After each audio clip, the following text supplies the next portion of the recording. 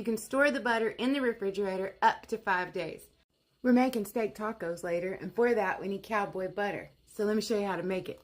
To the ingredients. 1 stick of softened butter, 1 tablespoon of Dijon mustard, a tablespoon of chives, and a tablespoon of chopped parsley, 2 teaspoons of minced garlic, 2 teaspoons of thyme,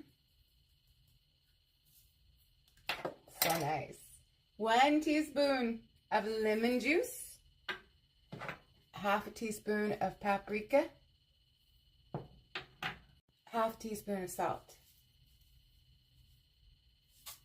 1/8 of a teaspoon of black pepper, 1/8 of a teaspoon of red pepper flakes, 1/8 of a teaspoon of cayenne pepper.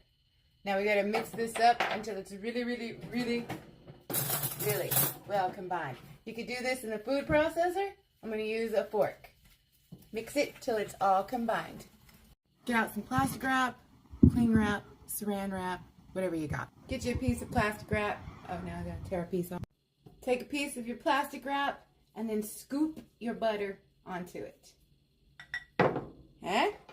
Now we're gonna take it and we're gonna fold. And we're pressing and rolling into a log as we go. You see it? Press, fold, roll into a log.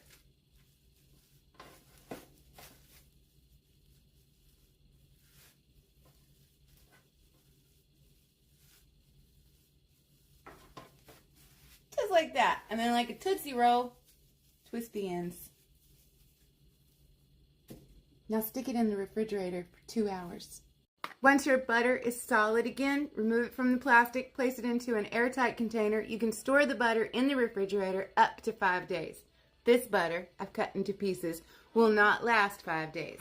We're gonna have steak tacos later, so be sure to come back.